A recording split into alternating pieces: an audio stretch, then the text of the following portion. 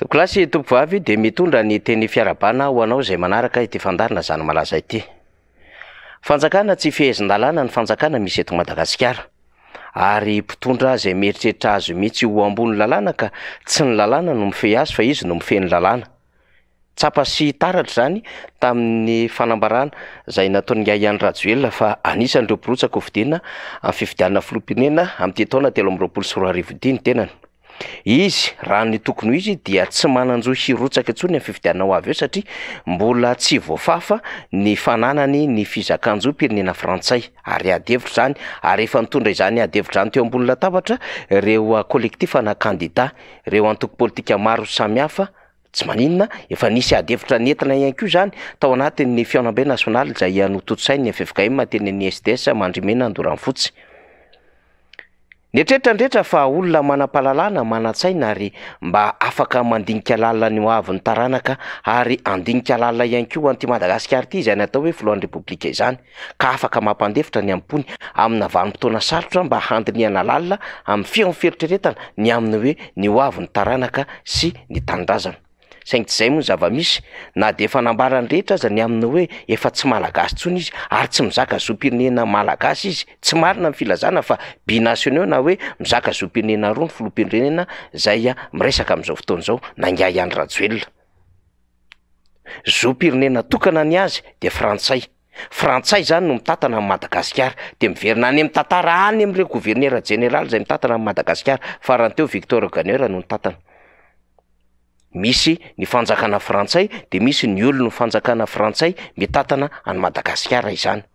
Kanefa nambara fa tsy mifanaraka amin'ny lalàna malagasy momba ny fizakan-jo-pirenena ary tsy tokony ho ekena amin'ny alalan'ny lalam-panorenana andinin'ny fahaenina amby efapolo ny firotsana satria tsy mahafehy mifepetra amin'ny fizakan-jo-pirenena malagasy dia mbola nanao andetrezana ihany ary ny nampalahelo tao anatin'izany. Rehefa nirarana tsy haneho hevitra teny amin'ny andihy bypass ireo lehibe nantoko sy ireo kandida, rehefa nirarana ihany koa tsy hiditra tao amin'ny SDS Mandrimena tamin'ny fiandohan'ny herinandro io dia nanao andetrezana niditra tao amin'ny Palais des Sports ny mpanohana Yahya Rajoelina ary izy mihitsy no nitarika izany, nanao fanambarana niezinezina ary mbola nampanantena amina resaka abobo sy ardabebaka indray ho an'ny vahoaka malagasy toy izay nataony tamin'ny volana aogositra 2024 naveriny indray ny volana septambra 2024 tamin'ny Palais des Sports. Dia tsy nirarahina ary tsy nieritreretina fa misy zany lalàna malagasy zany, misy zany lalam-pandrenana zany fa andetrezana tsy maintsy mirotsaka. Na fitandro filaminana ara dia mitaza-potsina na dia tokony hiaro tony ny anak'Andriamaso zany lalam-pandrenana izany ary tokony hametraka zava-dehibe ho an'ny fijoroana ny fiarovana ny vahoaka malagasy ka tsy tokony haome fiandaniana na ho an'ny mpitondro na ho an'ireo heverina fa mandika lalàna. Mitaza-potsiny ary voamaika aza miaro ny fitondram-panjakana mpitandro filaminana sasatsasany izay nahetsika nanomboka tamin'ny alatsinainy lasa teo. Inona ny tena tao ambadika izany rehetrarehetra any? Midika ve zany fa akoatra ny lalàna eo am-pelantanan'ny Yahya Rajoelina dia eny am-pelantanany ihany koa ny lakile manidy ny fitandrona ny filaminana eto Madagasikara ka izay tiany atao, izay tiany hamahana ary izay tiany kitikitihana n'izany lakile izany ahafahana miaro amin'ny tombotsoany sy ireo olona manodidina azy no ataony amin'ity Madagasikara ity.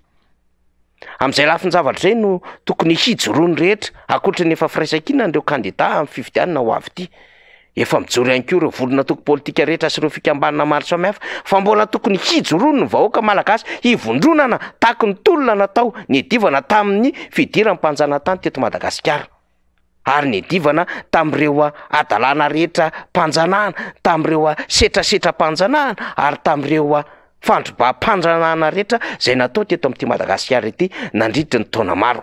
Izany no mbola tokony hivondronana sy hijoroany vahoaka n'aiza n'aiza toerana misy azy. Ary ninona sokajinasa misy azy, na tatsaha, na piasa tena, na piasa birao, na mpanao fanatanjahantena izy, na mpitondra fivavahana, na mpitarika fikambanana, na avy amin'ny vondrom-pirenena sivily sy ny sisa dia tokony hanambatra ny heriny hirahy feo ny amin'ny tsy manaiky hoentim-bahiny ary tsy manaiky ny amin'ny fantsahana lalàna eto Madagasikara ary ny fampiasana ny mpitandro ny filaminana ho amin'ny tombotsoa manokana olombitsy izay miezaka ny tazona izao fanjakana izao. Ampitombondray ny fahantrany malagasy manko ary hamerina ny fanjanahana amin'ny endriny vaovao ny zava-misy amin'izao fotoana izao, néocolonialisme. Zany no nahirantsika amin'ny fanjakana frantsay mba handinika ny amin'ny zava-misy eto Madagasikara. na ny filoha frantsay Emmanuel Macron na ny prime ministre Elisabeth Borne dia tairitsika mba hahafantatra ny zava-misy eto Madagasikara, hiteny amin'ny olom-pirenena zay miditra ambohitra manao tsinitsinina ny lalàna malagasy ary manao tsinitsinina ny vahoaka malagasy amin'ny andetrezana noho ny tombontsoa manokana hitatana ny Madagasikara. Zany koa mbola etsotsika ny maso voam-pirenena frantsay sy ireo manana fifandraisana amin'ny frantsay eto Madagasikara mba hiteny ny olom-pirenena amin'ny fitsabahana andraikitra sy fanaovan-tsinitsinina n'ireo lalàna manan-kery ho an'ny eto Madagasikara. Atsotsika ireo fanjakana frantsay ireo mba haka andraikitra tandrify azy, fa raha toa manko ka tsy miteny izy ireo dia complice amin'ny néocolonialisme amin'ny alalan'ny fanjanahana amin'ny endriny vaovao eto Madagasikara. Manaiky izany ve vahoaka malagasy? Manaiky izany ve ireo tompon'andraikitra samihafa na ara-panahy na ara-drazana eny hatramin'ireo vato nasondrotry ny tany eto Madagasikara ka mbola hanitsakitsahana indray amin'ny endriny vaovao ny fiandrianan'ny Madagasikara sy ny fahafahan'ny Madagasikara. Fotoam-pijoroana zao, fotoana famondronana ny hery ka hanairana ny sainy tsiraray, fa ny vondron'ireo kandida dia efa mamondrona ny heriny ao anatin'ny firaisan-kina tanteraka ka hilaza hiteny ny zava-misy zay tsy eken'izy ireo ary hitondra an'izany adevitra zany eny anivon'ny ACC, hitondra an'izany adevitra zany ihany koa eny anivon'ireo ray aman-drenim-piangonana, hitondra an'izany adevitra zany ihany koa ho an'ny vahoaka malagasy mba tsy ho topotra amiona ka hanaitra ny fijoroan'ny ombonana satria aity ho rainy manonja ary efa tafiditra ato an-tanàna ato ambohitra ny mpanany bohitra amin'izao endriny vaovao izao. Zany zava-misy zany malaza, makasitraka tokola, makatelina tokovavy.